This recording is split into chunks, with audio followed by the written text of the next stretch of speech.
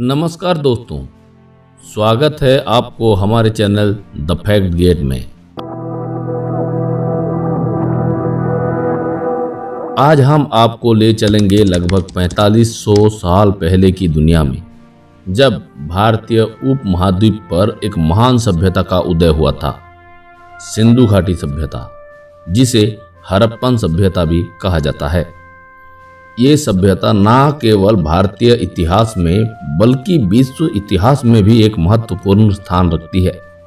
लेकिन आज हम इस सभ्यता के कुछ ऐसे अनजाने और रोचक तथ्यों के बारे में बात करेंगे जिनके बारे में शायद आपने पहले कभी नहीं सुना होगा।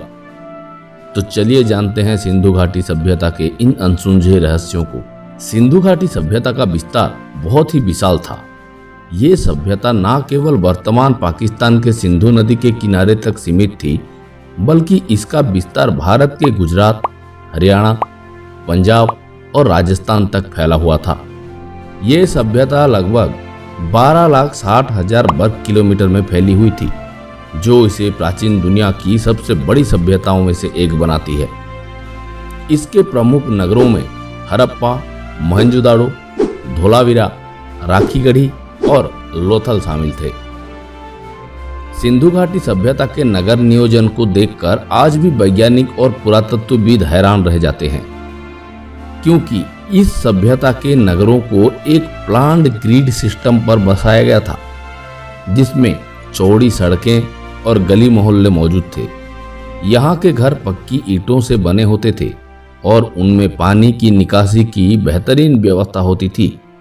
जल प्रबंधन की ऐसी उन्नत प्रणाली उस समय की अन्य सभ्यताओं में कहीं देखने को नहीं मिलती।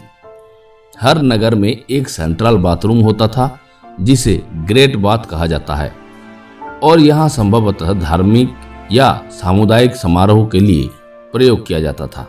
धोलावीरा, जो गुजरात के कच्छ जिले में स्थित है, सिंधु घाटी सभ्यता का एक प्रमुख नगर था। इस नगर की सबसे उल्लेखनीय विशेषता थी इसकी जल प्रबंधन प्रणाली। धोलावीरा में पानी को संग्रहित करने और उसके सही उपयोग के लिए कई तालाब और कुंड बनाए गए थे। ये स्थान उस समय के लिए अनोखा स्थान था, जब पानी की उपलब्धता एक बड़ी चुनौती होती थी।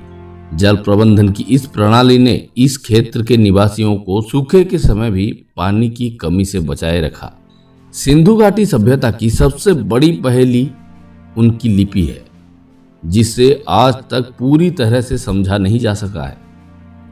इस लिपि में छोटी छोटी चित्रलिपियों और प्रतीकों का प्रयोग किया जाता था, जिन्हें सील, बर्तन और तांबे की पट्टियों पर उकेरा जाता था।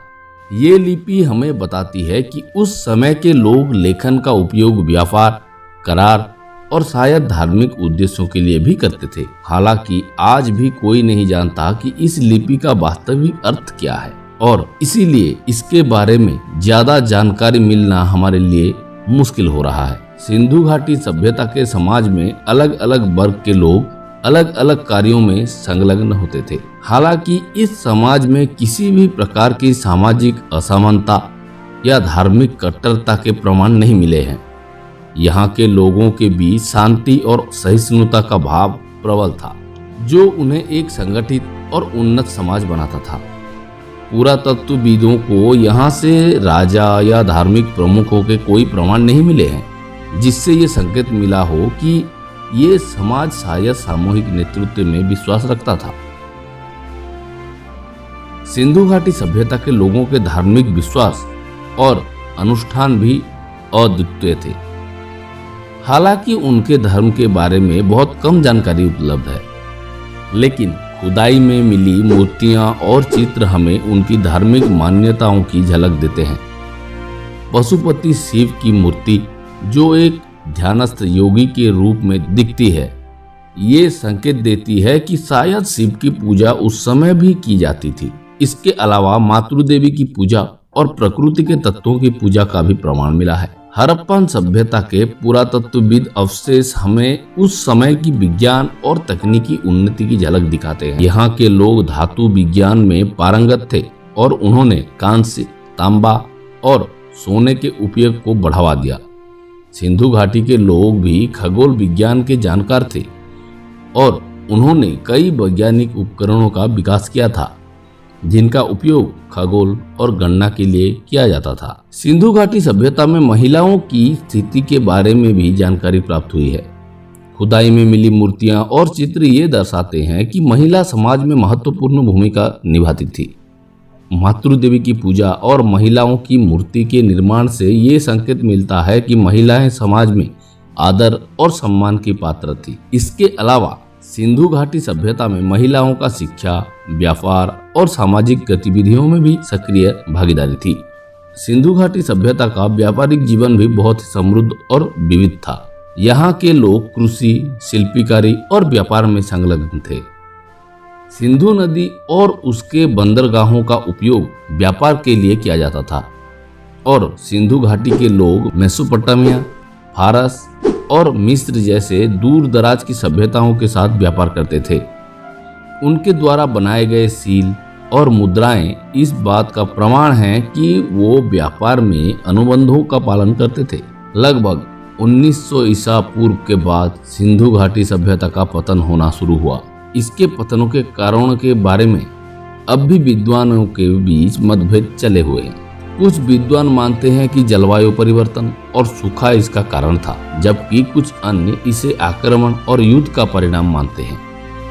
ये भी संभव है कि सिंधु नदी के प्रवाह में परिवर्तन से यहाँ की कृषि और व्यापार प्रणाली प्रभावित हुई हो, जिससे सभ्यता का पतन हुआ।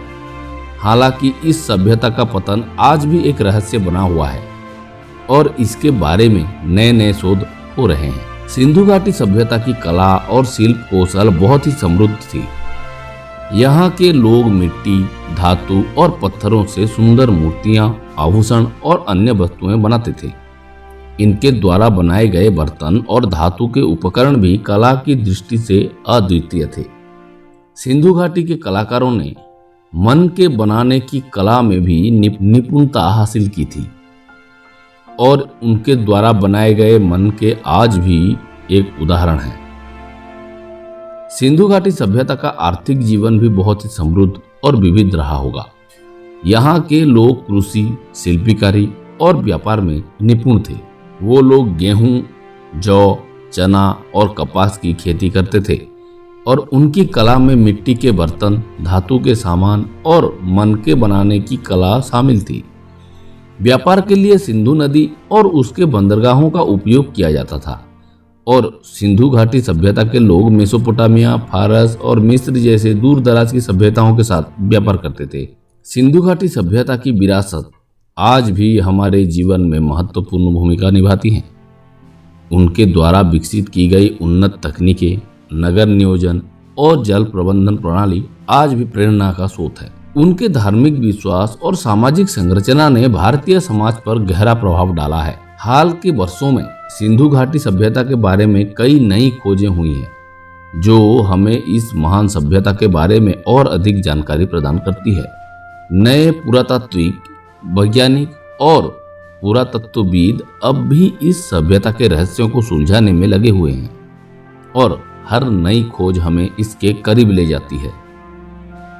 सिंधु घाटी सभ्यता का इतिहास न केवल हमें प्राचीन भारत की महानता का बोध कराता है, बल्कि ये भी दिखाता है कि उस समय के लोग कितने उन्नत और संगठित थे। इस सभ्यता के कई रहस्य अब भी हमारे सामने अनसुलझे हैं, जो हमें इसके बारे में और जानने की प्रेरणा देते हैं। हमें गर्व होना चाहिए कि हम ऐसे महान सभ्यता के वंशज हैं। उम्मीद है कि आपको ये वीडियो पसंद आया होगा।